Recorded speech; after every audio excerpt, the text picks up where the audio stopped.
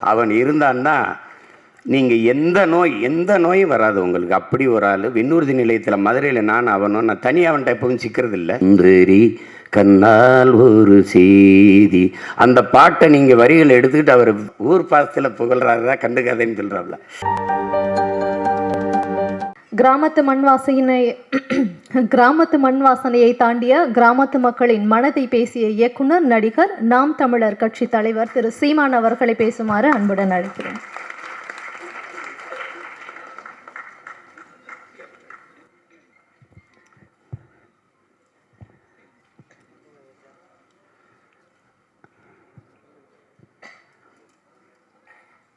மயிலாஞ்சி திரைப்பட பாடல் வெளியீட்டு விழாவில் பங்கேற்றிருக்கிற என்னுடைய மதிப்புமிக்க அனைவருக்கும், அரங்கிலே நிறைத்தமர்ந்திருக்கிற என் உயிருக்கினிய உறவுகள், செய்தியின் தூதுவர்களாக இருக்கிற ஊடக உறவுகள் அனைவருக்கும் என்னுடைய அன்பும் வணக்கமும்.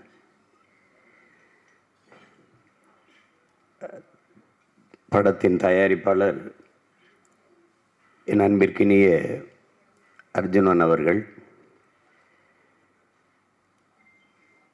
ஒரு மனநல மருத்துவர். இங்கே நம்ம ஒருவரை சந்தித்தால் நல்லா இருக்கீங்களா, உடல்நிலை எப்படி இருக்கிறது என்று தான் விசாரிக்கிறோம். ஆனால் மனநிலை எப்படி இருக்கிறது என்று யாரும் கேட்பதில்லை. எவ்வளவு பணம் இருந்தாலும் மனம் சரியாகவில்லை என்றால் அது பயனற்று போகும். அதனால் மருத்துவத்திலே மிக மகத்தான மருத்துவம் மனநல மருத்துவம் தான் என்பதை அது பாதிப்புக்கு ஆளானவர்களுக்கு தான் தெரியும். அந்த மனநலத்தை சரி செய்கிற மருத்துவர், இங்கே மருத்துவம் ஒரு மகத்தான சேவை என்பதை மறந்து மிக அதிகமாக லாபம் குவிக்கிற ஒரு தொழிலாக மாறி இருப்பது ஒரு கொடுமை. அதை கடந்து எல்லோரும் குறிப்பிட்டது போல ராஜபாளையத்தில் அவர் பிறந்த ஊரிலேயே இருந்து தன் மண்ணின் மக்களுக்காக தன் கல்வி பயன்பட வேண்டும் என்று பணத்தை பெரிது பண்ணாமல் மக்களின் மனத்தை நலப்படுத்துகிற சேவை செய்து கொண்டு இருக்கிற ஒரு மகத்தான மருத்துவர் தான் நம்முடைய தயாரிப்பாளர் அர்ஜுனன் அவர்கள். அவர் இந்த படத்தை தயாரிப்பது பெரிய மகிழ்ச்சி. அதிலும் என்னுடைய தம்பி அஜயன் பாலா. ஒரு மனிதர் சிலரை சந்தித்திருப்பார், சிலரை சந்தித்திருக்க மாட்டார். ஆனால் என் தம்பி அஜய் திரையுலகில் இருக்கிற எல்லா சிறந்த படைப்பாளர்களையும் எல்லா சிறந்த மனிதர்களையும் சந்தித்திருப்பான். கேரளா போன்ற மாநிலங்களில் முதலில் எழுத்தாளர்களுக்கு தான் மதிப்பு இருக்கும். இங்கே வாசவன் நாயர், டி தாமோதரன் போன்றவர்கள் அவர்கள் எழுத்தை படித்து அந்த கதையை வாங்கி கொண்டு பிறகுதான் இயக்குனர் கதாநாயகன் தேர்வு நடக்கும். இங்கே அப்படி இல்லை. அஜய் ஒரு சிறந்த எழுத்தாளன். அவருடைய எழுத்தை எவ்வளவு பேர் படித்திருப்பார்கள் என்று தெரியாது. ஆனால் நான் அவருடைய எழுத்தினுடைய ரசிகன், வாசிப்பாளன். பல சமயங்களில் எனக்கு நிறைய புத்தகங்களை படிப்பதற்கு நேரம் குறைவாக இருக்கனால சுருக்கமாக எழுதியிருப்பான். மார்க்ஸ்னா சுருக்கம், லெனின்னா சுருக்கம், சேகுவரானா சுருக்கம், அண்ணல் அம்பேத்கர்னா சுருக்கமாக எழுதியிருப்பான். தொடராக ஆனந்தவுடன் எழுதி கொண்டு வந்தான். இப்போ திடீர்னு எல்லாத்தையும் நூலகத்தில் தேடி எடுத்து இது பண்ண, அஜய் அந்த அம்பேத்கரை பற்றி புத்தகத்தை கொஞ்சம் அனுப்பிவிடு, எனக்கு கொஞ்சம் தேவைப்படுது. அது ஒரு 150-200 பக்கத்துக்குள்ளே அம்பேத்கர் யார் அப்படிங்கிறத அறிந்து கொள்வதற்கு இன்றைய தலைமுறைக்கு மொத்த வாழ்க்கையும் தேடி படிக்கிறது ரொம்ப கடினம். ஆனால் சுருக்கமாக இதுதான் அம்பேத்கர், இதுதான் மார்க்ஸ், இதுதான் லெனின் என்று உங்களால் கற்றுக்கொள்ள முடியும் என்றால் அது என் தம்பி அஜயன் பாலாவில் எழுத்தை படித்தீர்கள் என்றால் புரிந்து கொள்ள முடியும். எழுத்தென்றால் சும்மா படிக்கும்போது ஏன்டா இந்த புத்தகத்தை புரட்டணும்னு வைக்க மாட்டான். நீங்கள் புரட்டினீங்கன்னா இறுதி அட்டையை கீழே சாய்க்கிறவரை அவ்வளவு ஈர்ப்போடு படிக்கிற மாதிரி எழுதுவான். அவ்வளோ ஒரு இந்த தலைமுறையில் சிறந்த எழுத்தாளர்களில் ஒருவன் என் தம்பி அஜயன் பாலா. அவன் படைப்பாளியாக வருவது. இப்போ என் தம்பி வெற்றிமாறன்னா திரைக்கதை எல்லாரும் சிறப்பாக கதையை நல்லா சொல்வார்கள். அது கற்பனையில் சொல்லிடலாம், அதற்கு ஒன்றும் இல்லை. திரைக்கதை அமைச்சிடலாம் ஒரு 2 மணி நேரத்துக்கு ஒரு. ஆனால் ஒரு எழுத்தாளனுங்கிறவனுடைய பணி மிகச்சிறப்பு. அதில் உங்களுக்கு தெரியும், இலக்கியம் பொய் பேசலாம், புராணம் இதிகாசம் எல்லாம் பொய் பேசலாம், வரலாறு உண்மையை மட்டும்தான் பேச முடியும். அப்படிப்பட்ட வரலாற்று உண்மையை பதிவு செய்யக்கூடிய ஒரு படைப்பாளி தான் என் தம்பி அஜயன் பாலா. தம்பி வெற்றிமாறன் அவர்கள் புதினங்களை, அதாவது நாவல், அதையெல்லாம் எடுத்து பதிவு செய்வார். படமாக கொண்டு வந்திருக்கார். அப்பா பாலமேந்திரா எடுத்திருக்காங்க, அப்பா மகேந்திரன்லாம் எடுத்திருக்காங்க. ஆனால் இப்போ தான் இந்த தலைமுறையில் ஒரு எழுத்தாளனே படைப்பாளனாக வருவது தமிழ் திரையுலகில் இதுதான் முதன்முறை. தம்பி அஜய் எவ்வளோ வேணாலும் பாராட்டலாம். ஆனால் என்னென்னா அவன் கொஞ்சம் கால இடைவெளி ஆயிடுச்சு, இங்கே குறிப்பிட்ட எல்லோரும் சொன்னது மாதிரி. இருந்தாலும் பரவாயில்லை. தென்னை 10 வருஷத்தில் 5 வருஷத்தில் இப்போலாம் 3 வருஷத்தில் பலன் தர தென்னைலாம் இருக்குது. ஆனால் அதனுடைய ஆயுள் ஒரு 8 வருஷம் 10 வருஷம்தான். ஆனால் பனை அப்படி அல்ல. இந்த தலைமுறையில் நாம் நட்டால் அடுத்த தலைமுறை தான் பயன்பெறுகிறது. நீ பனைமரை போல உறுதியாக நிற்கிற மரமாக, நீ காலதாமதமானாலும் உறுதியாக இருக்கிற மரமாக நீ இரு. அதுவே பெரிய வரம்தான். அஜய் இந்த படத்தை இயக்குறாங்கிறது எனக்கு மகிழ்ச்சி. அதுவும் என்னுடைய நெருக்கமான உறவுகள் எல்லாம் இதில் பங்கேற்றிருக்கிறார்கள். அதில் என்னுடைய தம்பி செழியன், அஜயை போல அவனும் சிறந்த ஒரு எழுத்தாளன், படைப்பாளி, ஓவியன். அவன் கையெழுத்துக்கு முன்பு அச்சு கூட தோற்று போகும், அவ்வளவு அழகாக கையெழுத்து இருக்கும். என் உடன் பிறந்தவன். நாங்கள் ஒரு வீட்டில் வாழ்ந்தோம் என்பதில் ஒரு கூட்டில் வாழ்ந்தோம் என்று தான் சொல்லணும். இசையை முறையாக பயின்றவர். தம்பி மிஸ்கினும் இசை கற்றவர். எல்லா துறைகளிலும் ஒருவன் ஆற்றல். சிலருக்கு அது தெரியும், இது கொஞ்சம் தெரியும், இது கொஞ்சம் தெரியுங்கிறது இல்லை, ஆழத் தெரியும், ஆய்ந்து அறிந்தவர் என்பது ரொம்ப அரிது. அதில் என் தம்பி செழியன் மிகச்சிறந்த ஒரு கலைஞன். அதாவது கலைஞன்னா முழுமையான கலைஞன். எந்த துறையை எடுத்தாலும் இசை வாசிப்பார், பாடுவார், கவிதை எழுதுவார், சிறுகதை எழுதுவார், கட்டுரை எழுதுவார், அழகாக ஒளிப்படம் எடுப்பார். இப்போது திரைப்படத்திற்கு ஒளிப்பதிவாளராக மாறி இருக்கிறார். என் மண்ணை சார்ந்த ஒரே நிலத்தின் மண்ணின் மக்கள் நானும், என் தம்பி பேரரசு எல்லாரும். அப்போ அங்கிருந்து என் வீட்டில் தான் இருந்து நாங்கள் அவர் ஒளிப்பதிவு மேதை பிசிசி ராமிட்ட பணியாற்றி வந்தார். அப்போது என் தம்பி படம் எடுத்துக்கொண்டிருந்தேன். என் வீட்டிலிருந்து தான் அங்கே அவர்களுக்கு பயிற்சிக்கு போவார். அப்போ என்னுடைய அருமை சகோதரர் பாலு எனக்கு ஒளிப்பதிவு செய்து கொண்டிருந்தார். அவர் வேறு படம் வந்தோன்னு போயிட்டார். பாதிக்கு மேலே என்னுடைய தம்பி செழியனை வச்சு தான் தம்பி படத்தை எடுத்து முடித்தேன். அது குறிப்பாக பாடல் காட்சி, உச்சக்கட்ட காட்சி எல்லாம் அவர் தான் செய்தார். அந்த படத்தில் காலதாமதம்ங்கிறதே அவர்கிட்ட இருக்காது. பதிவை நீங்கள் காட்சியை சொல்லி முடிக்கிறதா, நான் தயாராக இருக்கேன், வர சொல்லுங்கள், எடுத்துருவோன்னு எடுத்துருவாப்புல. அது அப்படி ஒரு வேகமான ஒரு படைப்பாளி, சிறந்த கலைஞன். அவர் சிறந்த படைப்பாளி என்பதற்கு அவர் எடுத்து விருது பெற்ற டூலெட் படமே உங்களுக்கு சான்று. இன்னும் சிறந்த படைப்புகளை தர காத்திருக்கிற ஒரு படைப்பாளி என்னுடைய தம்பி. அவன் ஒரு மேதை, இவன் ஒரு மேதை. எப்படி ஆளுகள்லாம் சேர்ந்து இந்த படத்தை படத்தொகுப்பாளர் ஸ்ரீ பிரசாத் ஒரு மேதை, கலை இயக்குனர் லால்குடி இளையராஜா ஒரு மேதை. சில மேதைகளினுடைய படைப்பாக இருக்குது. என்னுடைய தம்பி இருக்கான், சிங்கம்பிள்ளி, அதில் நடிச்சிருக்கிறாரு. என்னை எங்கள் ஐயா சொக்கலிங்கம் இருக்கிற இதய நோய் மருத்துவர், பெரிய நிபுணர், உங்களுக்கு தெரியும். அவர் ஜப்பானுக்கு போயிட்டு அங்கே போய் 100 வயது வாழ்வது எப்படி என்று நிறைய பேரை அரங்கத்தில் உட்கார வச்சு பேசிட்டு இருக்கும்போது எல்லாம் சிரிச்சிருக்காங்க. ஏன் சிரிக்கிறீங்கன்னு. எங்கள் எல்லாருக்கும் 110 வயசு ஆயிடுச்சு, நீங்கள் 100 வயசு வாழ்கிறதுக்கு தான் மருத்துவம் சொல்லிக்கிட்டு இருக்கீங்க. எப்படின்னு கேட்டோடனே, எப்படி உங்களால் இவ்வளோ உற்சாகமாக 110 வயசு வரைக்கும் வாழ முடியுதுன்னா, முதலில் எங்களுடைய மொழி, அவர் சொன்னது எங்களுடைய மொழி, அதுக்கப்புறம் எங்களுடைய இயற்கையை நேசித்து இயற்கையின் பிள்ளைகளாக நாங்கள் வாழ்வது 2, 3வது மன மகிழ்ச்சி அப்படின்னு. என்னை சந்திக்கும் போதெல்லாம், நீ உன்னுடைய 100வது வயதில் தான் என்னிடத்தில் மருத்துவத்துக்கு வர வேண்டும் என்று எனக்கு அறிவுறுத்துவார். அவர் என்னிடத்தில் ஒன்று சொன்னார், சிமான், உன்கிட்ட எல்லாம் இருக்குது, உன்னுடைய பேச்சை கேட்டு தான் நானே உற்சாகம் அடைந்துக்கிறேன். உன்கிட்ட மொழி இருக்குது, என்கிட்ட மொழி இருக்குது, உன்கிட்ட இயற்கை இருக்குது, என்கிட்ட இருக்குது, ஆனால் நீ மகிழ்ச்சியை மட்டும் வச்சுக்கணும், அது சாத்தியப்படும் நினைக்கிறீங்களான்னு நான் கேட்டேன். அவர் சொன்னார், அந்த மகிழ்ச்சி தான் ரொம்ப முக்கியமாடா உனக்கு அப்படின்ட்டு. அப்போ அந்த மகிழ்ச்சி எனக்கு வேணும்னா ஒரே ஒரு ஆள் தான் எனக்கு உலகத்தில் வேணும், அது என் தம்பி சிங்கம்புலி மட்டும் என் பக்கத்தில் இருந்தால் போதும். அவன் இருந்தான்னா நீங்கள் எந்த நோயும் வராது உங்களுக்கு. அப்படி ஒரு ஆள். விண்ணூர்தி நிலையத்தில் மதுரையில் நான் தனியாக அவன்கிட்ட எப்பவும் சிக்கிறதில்லை. நாங்கள் ஒரு கூட்டமாக தான் சிக்குவோம். அது குறிப்பாக நானே என் தம்பி பாலாவும் தான் சிக்குவோம். அன்றைக்கி தனியாக விண்ணூர்தி நிலையத்தில் மாட்டிட்டேன். எல்லோரும் தூரம் இருப்பாங்க, நான் வருவாங்க, படம் எடுப்பாங்க, நான் இருப்பேன். இவன் பேச ஆரம்பித்தா நான் கண்ணு கலங்கி கண்ணீர் கொட்டுது, சிரித்து உருள்றேன், இங்கே சாயிறேன் அங்கே சாயிறேன். மொத்த வினூர்தி நிலைமை என்னையே பார்க்குது, யாரை என்னடா ஆச்சு, என்ன பண்ணுறாரு இவர் அப்படின்ட்டு. அவ்வளவு நகைச்சுவையாக பேசக்கூடியவன். அவனோடு அவன் அருகில் இருந்தாலே பசியும் தெரியாது, ஒன்றும் தெரியாது. அப்படி ஒரு கலைஞன் அவன். அவனெல்லாம் பங்கேற்றிருக்கிறது எனக்கு ரொம்ப பெருமை. புதிதாக அறிமுகமாகியிருக்கிற தம்பி ஸ்ரீராம் கார்த்திக், கிரிசா குரூப், அவங்க படம் நான் பார்த்துருக்கேன். ரொம்ப அருமையாக நடிப்பாங்க. அவங்க எல்லோரும் சேர்ந்து இந்த படத்தை படைத்திருப்பது ரொம்ப மகிழ்ச்சி. அதுக்கப்புறம் இங்கே நிகழ்வில் பங்கேற்றிருக்கிற அண்ணன் ஆர்வி உதயகுமார், என் தம்பி ஏஎல் விஜய், நிறைய பேர் பெருமைமிக்க கலைஞர்கள் எல்லாம் இருக்கிறாங்க. அதில் என் தம்பி மீரா கதிரவன், அவன் இப்போ ஒரு படம் எடுத்திருக்கான், வெளியீட்டுக்கு காத்திருக்கிறது. இந்த நிலத்தை இதுவரை யாரும் பதிவு செய்யாத ஒரு காதல் கதையை பதிவு செய்திருக்கிறான். அது விரைவில் வர இருக்கிறது. அதுக்கப்புறம் நம்மளுடைய பெருமதிப்பிற்குரிய காவல்துறை உயர் அதிகாரி தினகரன் அவர்கள், அவருடைய உடல் ஒழுங்கை போல அவர் பேச்சும் ஒரு அழகாக ஒழுங்காக அமைந்திருந்தது.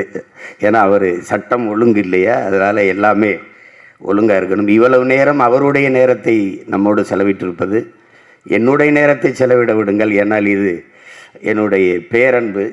திரை உலகம்ங்கிறது என்னுடைய பேரன்பு. இப்போ நான் செய்துக்கிட்டு இருக்கிறது இது ஒரு வம்பு, அதில் செய்துக்கிட்டு இருக்கிறேன் அந்த வேலையை. இப்போ எல்லாத்துக்கும் மேலே எங்கள் அப்பா கங்கை அமரன், அவங்க தான் இங்கே மிகுந்த பெருமைக்குரியவர்கள். சில இதை எங்கள் அப்பா நம்ப முடியாத ஒரு ஆளுமைன்னு இருக்கும். இவராது அப்படின்னு கேட்பாங்கல்ல, அப்படிப்பட்ட ஆள் அவர். நீங்கள் வாழ்வே மாயம்னு ஒரு திரைப்படத்தை நீங்கள் பார்த்தீங்கன்னா, அந்த படத்துக்கு எங்கள் இசையமைப்பாளர் பேரை மட்டும் பார்க்காம நீங்கள் பார்த்தீங்கன்னா, யாருமே இவர் தான் இசையமைச்சிருப்பாருன்னு இந்த திரையரங்கில் யாரும் சொல்ல மாட்டீங்க. மிகச்சிறந்த இசையை வழங்கியிருப்பாங்க. அந்த இசையை அந்த பாடலை நாங்கள் படிக்கும்போது என்னுடைய நண்பர்கள்லாம் அதை பாட்டு போட்டியில் பாடுவாங்க. வந்தனம், அந்த பாட்டெல்லாம் பாடினா என்ன நினச்சி பார்க்க முடியாது. அந்த நீலவான உடையில் அந்த பாட்டெல்லாம் அப்பா. அப்புறம் வாழ்வே மாயம் ஒரு தத்துவம், வாழ்க்கை தத்துவம். வாலி ஐயாவும் அப்பா ஜேசஸ் அந்த இணைவில் உச்சக்கட்ட காட்சியில் பாட்டை போட்டு உட்கார வைக்க முடியும்னு ஒரு இசையமைப்பாளர் நிரூபிச்சிருக்காருன்னா யாராவது சொல்லுங்கள். கிளைமாக்ஸு சண்டை தானங்க எடுப்பீங்க, என்னப்பா சண்டை தானே எடுப்பீங்க நீங்கள். அதுவும் அண்ணன் கமலஹாசன் மாதிரி ஒரு நடிகரை வச்சுக்கிட்டு மரணப்படுகையில் படுத்திருக்கிற ஒருத்தனை வச்சு பாட்டை போட்டு படத்தை உட்கார வச்சிட முடியும்னா அது எங்கள் அப்பாவால் முடியும்னு காட்டியிருப்பாப்புல. அதெல்லாம் பெரிய பெரிய சாதனை தான். எல்லாரும் உச்சக்கட்ட காட்சி வந்துருச்சு, அப்போ ரெண்டாவதுலேருந்து சண்டை ஆரம்பித்து அப்படி போய் பரபரப்பாகணும். படுத்துக்கிட்டு கையில் ஒரு கோப்பையை வச்சு வாழ்வே மாயம் நாடகம் விடும் நேரம்தான் உச்ச காட்சி. ஐய அதோட கதை அப்படி இருக்கும் படம். நீங்கள் வேணால் எனக்காக ஒரு தடவை தொலைக்காட்சியில் போட்டால் தவறாமல் பாருங்கள். அப்போ யார் கங்கை அமரன்னு உங்களுக்கு தெரியும். பாடல்கள்லாம் சில பாடல்கள்லாம் எழுதியிருப்பாரு. நீங்கள் இதெல்லாம் கண்ணதாசன் எழுதியிருப்பார், இதெல்லாம் வாலி எழுதியிருப்பார், இதெல்லாம் புலமை பற்றி எழுதியிருப்பாருண்ணா. அதுக்கு மேலே ஒரு அப்பன் எழுதியிருப்பான், அதான் எங்கள் அப்பன் கங்கை அமரன். ஐயா அப்படியே எழுதியிருப்பாரு நினைக்கிறீங்க. ஒன்றும் இல்லை, மண்ணில் இந்த காதலன்றி யாரும் சும்மா பேருக்கு பாவலர் வரதராசன் போட்டாங்க எங்கள் பெரிய ஒரு பேரை. ஆனால் எழுந்தது எங்கள் அப்பா தான். சின்ன சின்ன சந்தங்களில் அப்படி மடக்கி எழுதக்கூடிய நீங்கள் தந்தன தாளம் வரும், புதுராகம் வரும், அதில் சந்தன மல்லிகை வாசம் வரும். அப்பெல்லாம் நாங்கள் படிக்கும்போது என்ன சந்தன மல்லிகை எப்படிங்க வாசம் அதில் வரும் அப்படின்னா, கேள்ற இந்த பாட்டை கேட்டால் வரும்டா.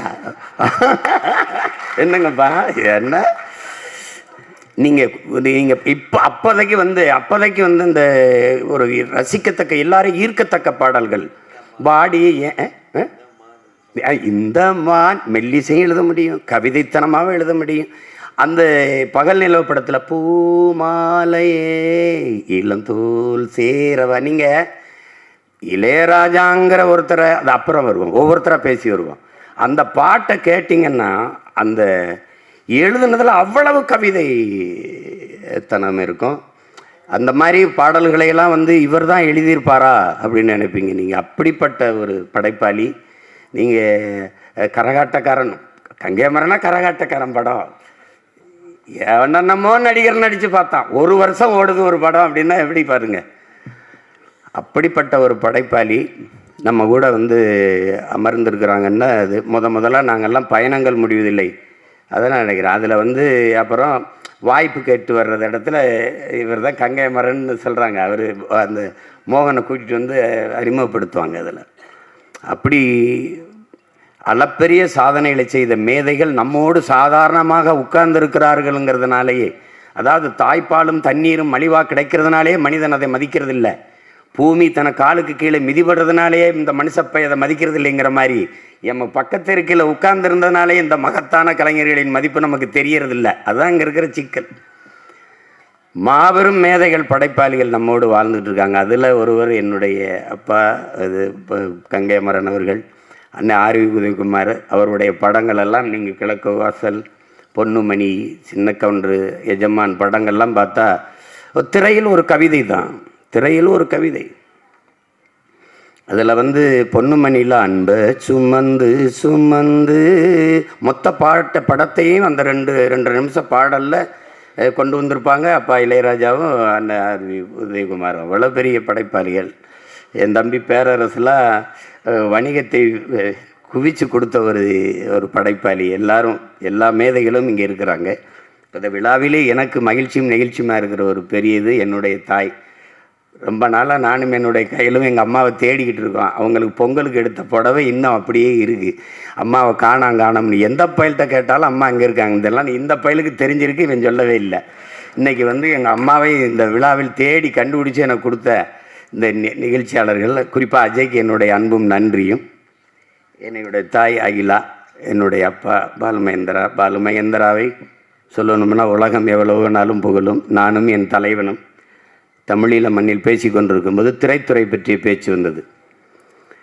அப்போ அந்த நேரத்தில் போர் தான். ஆனாலும் அந்த தலைவன் அவன் தன்னுடைய இனத்தின் பண்பான கலையை போற்றுவது, கலைஞர்களை போற்றுவது, விருந்து உபசரிப்பது, அதில் சின்ன குறையும் இல்லை. அப்போ நாங்கள் மரண வீட்டிலேயே வந்தாலும் காஃபி குடிப்போம், வந்து தேநீர் கொடுப்போம். குடிச்சிட்டு போகும்போது சாப்பிட்டு போங்கன்னு தான் சொல்லுவோம். சாவுக்கு வந்தவனே சாப்பிட்டு போகணும்னு சொல்ல பரம்பரை நாங்கள். அப்போ அந்த மாதிரி இருக்கும்போது திரைத்துறை பற்றி பேச்சு வரும்போது எல்லா படைப்பாளிகளையும் பேசி வந்தபோது என்னிட்ட கேட்குறாங்க, எல்லாரும் தான் கதை வசனம் எழுதி படம் எடுக்கிறீங்க, ஏன் பாலுமகேந்திரா மாதிரி உங்களால் எடுக்க முடியல அப்படின்னு கேட்குறாங்க. ஏன்னா வந்து அவர் படத்தில் நீங்கள் பார்த்தீங்கன்னா தேவையற்ற ஒரு உரையாடல், ஒரு காட்சி, ஒரு பதிவு எதுவுமே இருக்காது. அப்படி ஒரு படைப்பாளி. அவர் ரொம்ப பேசிட்டே இருந்தார். இப்போ பக்கத்துலேருந்து எங்கள் அண்ணன் பொட்டம்மான் வந்து, நீ கண்டுகதை, அது ஊர் பாசத்தில் புகழ்றாருதான் கண்டுகதைன்னு சொல்கிறாப்ல. அப்படி ஒரு படைப்பாளி. எப்படியாவது அந்த நாட்டுக்கு என் அப்பாவை கொண்டு போயிடணுன்ட்டு பெருமுயற்சி எடுத்தார். நான் வந்து எங்கள் அப்பாட்ட பேசினேன், எனக்கு கடவுள் சீட்டு இல்லையடான்னாரு. இந்த அம்மாவை எப்படிடா கூட்டிகிட்டு போகிறேன், நான் உன்னை படகால அனுப்பிடுறேன், அதுக்கு தான் ஏற்பாடு பண்ணேன். இப்போ சொல்லலாம்ல, ஒன்றும் இல்லை, படகால அனுப்பிடுறேன். நான் அம்மாவை என்னடா நான் செய்கிறது, நீ அம்மாவையும் கூட்டிகிட்டு போ அப்படின்னு நான் சொன்னேன். நான் பத்திரமா வச்சுக்கிறேன், அவரை மட்டும் எனக்கு அனுப்பிடு அப்படின்னாப்புல. பெருமுயற்சி எடுத்தேன், அது சரியாக வரல. அப்படிப்பட்ட ஒரு படைப்பாளி நீங்கள் அறிஞ்சுக்கிறணும். தமிழ் திரை உலகில், இந்த தென்னிந்திய திரை உலகில் தலை சிறந்த படைப்பாளிகள் எடுத்திங்கன்னா பரதன், மணிரத்னம், ஐயா மகேந்திரன், இப்படிப்பட்ட படைப்பாளிகள்லாம் எடுத்திங்கன்னா எல்லா படைப்பாளிகளின் முதல் ஒளிப்பதிவாளர் என்னுடைய அப்பா பாலுமகேந்திரா தான். அவர்கிட்ட இருந்து தான் இவங்க எப்படி உரையாடல் எழுதுவது, எப்படி காட்சி வைப்பது, நகர்த்துவது, எந்த இடத்தில் எப்படி காட்சி நகர்ந்தது எதுவுமே தெரியாது. அதை அவ்வளவு அழகாக அவர்கிட்ட இருந்து கற்றுக்கிட்டாங்க. அதே மாதிரி இந்த எல்லா படைப்பாளிகளுக்கும் முதல் படத்தில் இல்லை, எல்லா படத்துக்கும் இசையமைச்சது எங்கப்பா இளையராஜா தான். அப்படி ஒரு இது. இங்கே விழாவின் நாயகரை பற்றி நம்ம சொல்லணும். நாங்கள் வந்து இங்கே எல்லாரும் பேசிட்டாங்க, நீங்கள் சிம்பனி செல்வன்னு கொடுத்துருக்கிறீங்க. அது ஒன்றும் அவருக்கு ஒன்றும் பெருமை இல்லை. அவர் தனியாக ஒன்றும் சிம்பனி இசைக்க வேண்டியது இல்லை. அவருடைய ஒவ்வொரு பாடல்களினுடைய இசை கோர்ப்புமே மொத்தமாகவே சிம்பனி தான். உங்களுக்கு ஐயம் இருந்தால் தளபதி படத்தில் வரல, சுந்தரி கண்ணால் ஒரு செய்தி, அந்த பாட்டை நீங்கள் வரிகள் எடுத்துக்கிட்டு அவர் இசை கோர்த்து அந்த இசையை தொடங்கி ஒவ்வொரு இடத்துலையும் போகிறத தனியாக கண்ணை மூடி கேட்டிங்கன்னா அதுக்கு பேர் தான் சிம்பனி. அதனால் அவர் செல்வன் இல்லை, நாங்கள் சொல்கிறோம் இசை ஞானியும் இல்லை, அவர் இசை இறைவன்னு தான் நாங்கள் சொல்கிறோம். ஏன்னா நீங்கள் இறைவனா என்னென்னா, நீங்கள் ஒரு நகைச்சுவை படம் எடுக்க வருவீங்க, அதுக்கு ஒரு இசையமைப்பாளர், சிலது இந்த திருள் படம்பாங்க, அதெல்லாம் சொல்லுவாங்க, அடிதடி படம், ஒவ்வொருத்தருக்கும் ஒரு இசை. இதுக்கு இந்த படத்துக்கு இவர் தான் இசையமைச்சா சரியாக இருக்கும். இந்த படத்துக்கு நீங்கள் எங்கள் அப்பா மணிவண்ணன் எடுக்கிற குவா படத்துக்கும் எடுப்பார், விடிஞ்சா கல்யாணத்துக்கு இசையமைப்பார், 100வது நாளுக்கு இசையமைப்பார். அதே மாதிரி கோபுரங்கள் சாய்வதலைக்கு இசையமைப்பார். எல்லாம் ஒரே இசையமைப்பாளர்னால் நீங்கள் நம்ப மாட்டீங்க. ஏன் இறைவன்கிட்ட என்ன கேட்டாலும் கொடுப்பார். அவன் நல்ல வந்தாலும் வாழ்த்துவார், கெட்ட வந்தாலும் வாழ்த்துவார், குழந்தைக்கும் வாழ்த்து, பெரியவங்களுக்கும் வாழ்த்து, எல்லாருக்கும் வாழ்த்து, உயிரோடு இருக்கவனுக்கும் வாழ்த்து, செத்தவனுக்கும் வாழ்த்து, எல்லாருக்கும் வாழ்த்து. அது ஒரு அதனால தான் அது இசை இறைவன். அது அதில் அதுக்கு கீழே ஒன்றும் சொல்கிறதுக்கு இல்லாது. அவரை பொறுத்த வரைக்கும் நாங்கள் சின்ன பிள்ளைய படம் பார்க்க போகும்போது, அப்போ நான் வாழ வைப்பேன்னு நினைக்கிறேன். அந்த படத்தில் பார்க்குறோம். அப்படியே எங்கள் ஊரில் பார்க்கும்போது இசை இளையராஜாங்கும்போது மொத்த பேரும் கைதட்டினா.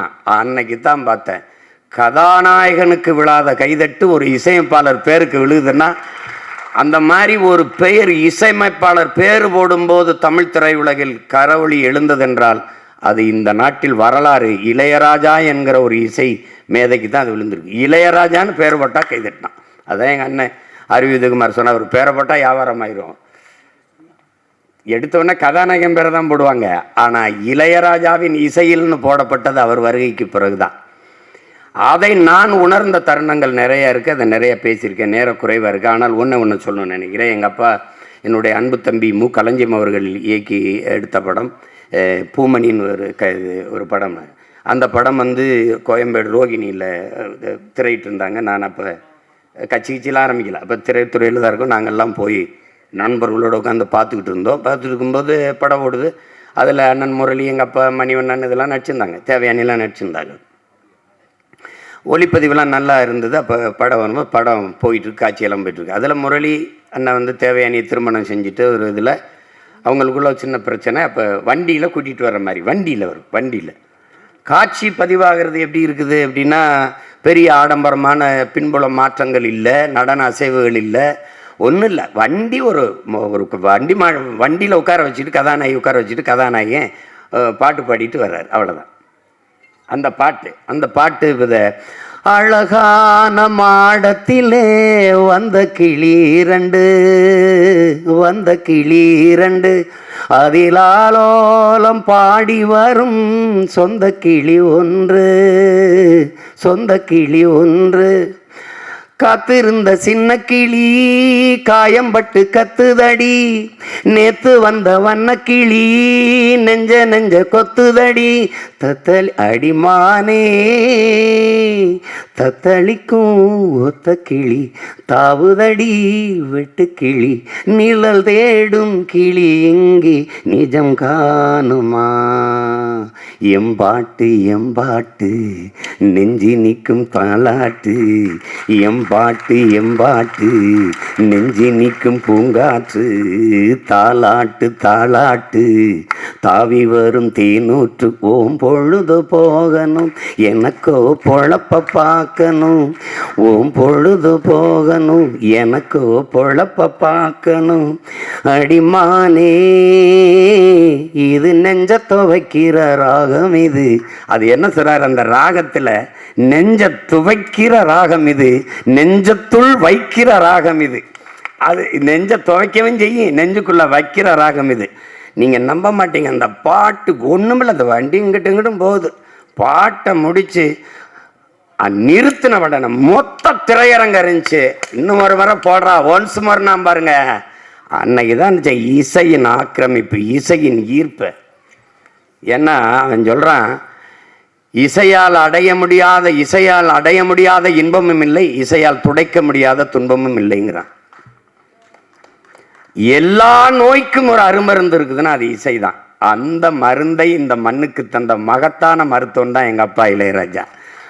அது இந்த மனநல மருத்துவர் அவர் தயாரித்த படத்தில் எல்லாத்திற்கும் குணநல மருத்துவராக இருக்கிற எங்கள் அப்பா இளையராஜா இசையமைச்சிருப்பது மிகப்பெரிய இது.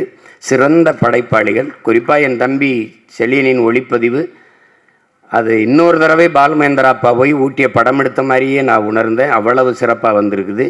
இசை அது சொல்ல வேண்டியதில்லை, பாடல்களை நல்லா எங்கள் அப்பா இசையமைப்பாருன்னு சொல்ல வேண்டியதில்லை. அவருடைய பங்களிப்பு இன்னும் அஜயன் பாலாவுடைய மகன் படம் எடுத்தாலும் அன்னைக்கு என்ன ரசனை தேவை இருக்கோ அதுக்கு இசையமைக்கக்கூடிய ஆற்றல் பெற்றவர்.